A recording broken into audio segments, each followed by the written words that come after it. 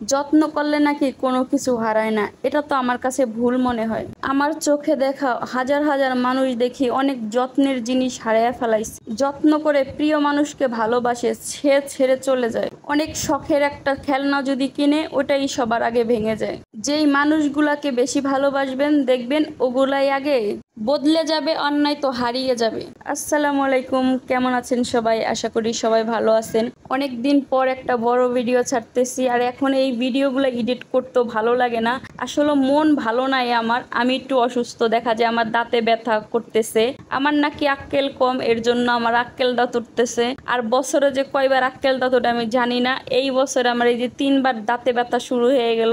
আর কিসের জন্য ব্যথা আমি বুঝি না। আমার মাকে বলছি, আমার মা বলতেছে যে আক্কেল দাঁত উঠতেছে নাকি আমার মনে হয় জ্ঞান বুদ্ধি কম, এর জন্য যে আক্কেল দাঁত উঠে আমার আক্কেল জ্ঞান দিবে। তা আজকে সকাল থেকে নিয়ত করছি অনেক কাজ করব। 2-3 দিন ধরে এত বৃষ্টি হইতেছে, ঘরে কোনো কাজ করে আমি শান্তি পাইতেছি না। আর বৃষ্টির দিন আমার একদমই পছন্দ না। 2-3 দিন ধরে কোনো কাপড় চোপড় ধুই নাই, সবগুলো একসাথে জমা হয়েছে। আর শুধু আমি না, আমাদের বাসার সবাই।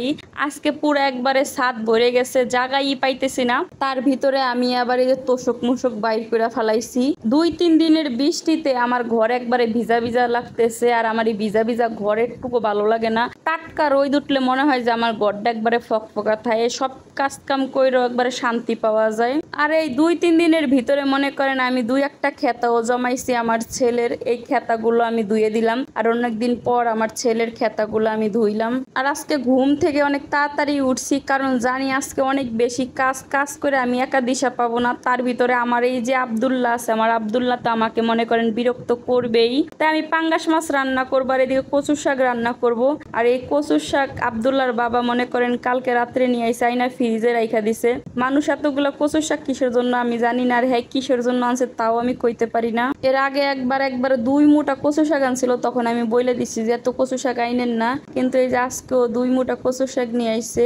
আমরা খালি 2জন মানুষ খাই, তার ভিতরে যদি এতগুলো কচু শাক আনে, কচু শাক কতই বা খাওয়া যায়? যে কোনো জিনিস দেখা যায় একবেলার জায়গায় 2 বেলা খাওয়া হয়, 3 বেলা আর খাওয়া হয় না। 2জন মানুষ কতটুকুই বা খাই, কিন্তু ইচ্ছা মতন নিয়ে আসবে আর এক বাজার বারবার আনবে। আর এটা নিয়ে আমি খুব বিরক্ত হয়ে যাই। তার উপরে সপ্তাহে 7 দিন 7 রকমের তরকারি খাবো, কিন্তু খাইতে পারি না। ওই যে ঘুরে ফিরে এক বাজার নিয়ে আসবে, কই তো পারবে না যে ঘরে একটা বাজার থাকতে, আবার ওই বাজারই আবার ডাবল করে আনবে। আর এইদিকে যে পাঙ্গাস মাছ বসাই দিছি, আর চিন্তা ভাবনা আছে তো আব্দুল্লাহর বাবা পাঙ্গাস মাছ দিয়ে খাবে।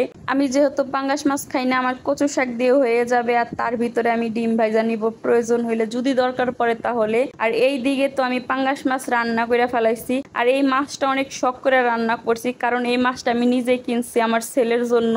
আমি শখ করে রান্না করছি, কিন্তু আমি এই পাঙ্গাস মাছ কইতেও পারি না যে স্বাদ কেমন হইছে। যা রান্না কইরা দেই মনে করেন তাই আলহামদুলিল্লাহ করে খায়া ফেলায়। আর এই দিকে আমি অনেক শখ করে কচু শাক রান্না করছি। আর কচু শাক রাঁধতে গেলে আমি নুন চাইটা দেখবো যে কচু শাকের স্বাদ কেমন হইছে। অনেক শখ, অনেক খুশি আনন্দ নিয়ে এই কচু শাক রান্না করছি ঝাল ঝাল করে। কিন্তু বিশ্বাস করেন, ওই যে শুরুতে বললাম না যে শখের জিনিসগুলো থাকে না।